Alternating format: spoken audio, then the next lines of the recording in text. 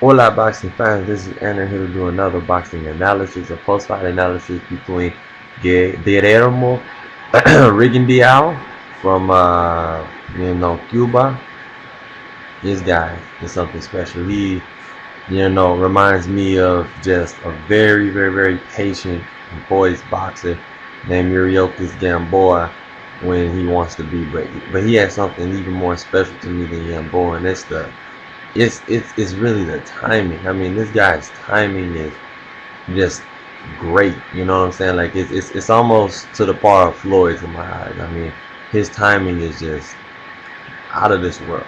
And people don't give him enough credit for his boxing skill. And who I'm talking about is Rigondeaux. Rigondeaux, I mean, that knockout was just amazing. The body punch, that is so unique. That's what made me fall in love with the sport in the first place. That you could throw one shot to the body and somebody can just drop like that. Because most people focus to the head and they headshot trying to play rock'em sock'em robots instead of focusing, jab, and then either throw it straight to the body or throw an uppercut. I mean, this dude's just something special. Like, you people need to recognize, look him up, look his highlights up. He is something to not miss. He's 31 years old. Enjoy him while you can. I think he's gonna get one more fight in, defend this title. He has the WBA super bantamweight title at 123 pounds. Notable names at that, is Tachiaki Nishioka. It's a great division. There's Pedro Vasquez Jr., Leonido Donaires facing Pedro Vasquez Jr. coming up. Puerto Rico versus the Philippines. That's going to be a great fight.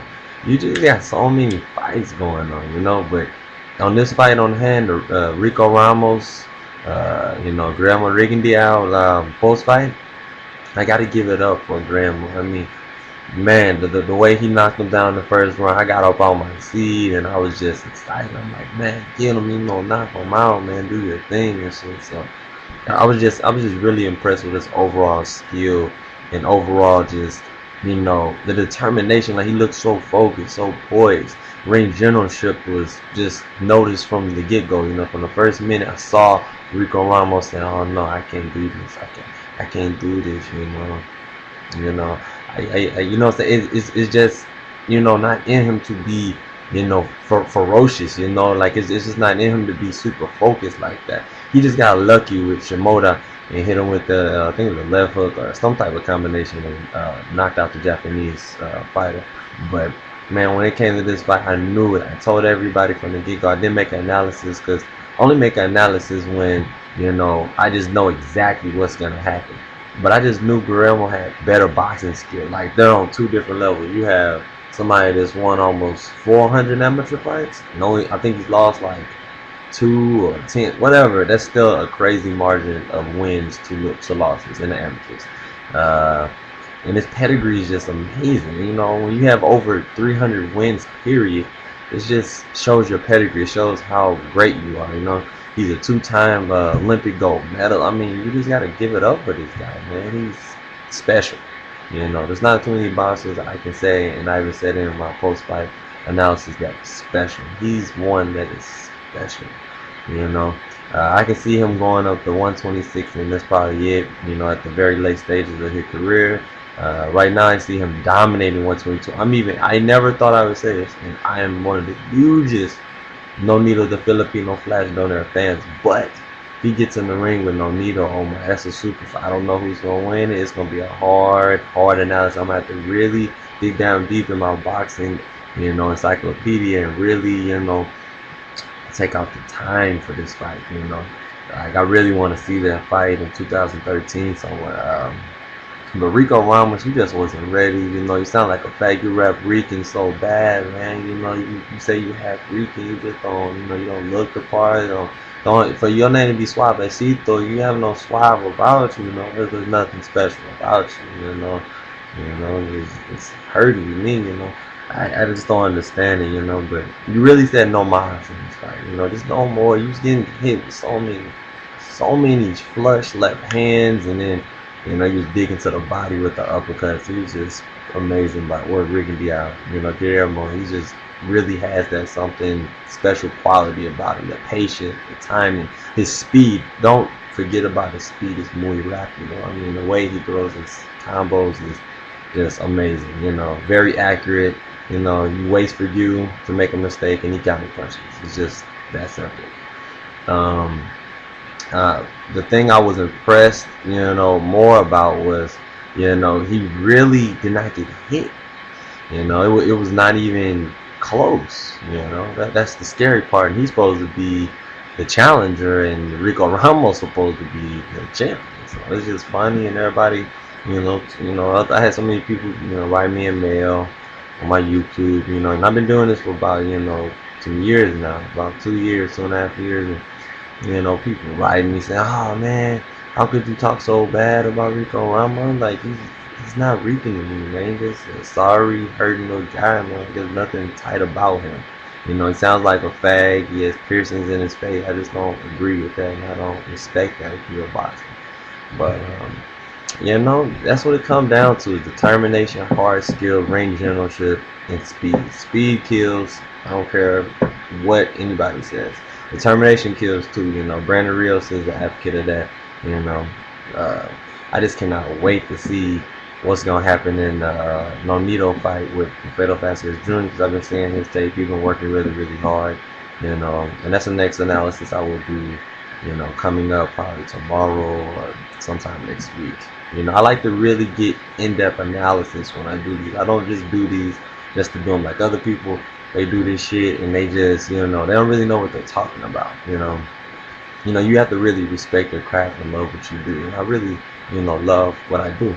A lot of people, they don't. They just get on here and just talk a whole bunch of shit. But, I really understand boxing.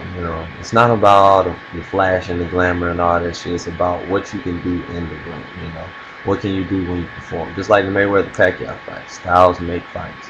You have the counter-puncher style versus Manny's, ferocious speed and footwork and everything else. Because people don't give Manny enough credit for his footwork, But when it comes to Guillermo, man, I'm telling you, I'm nervous for any of my top 3 that I'm real big on at 122. And I just, wow.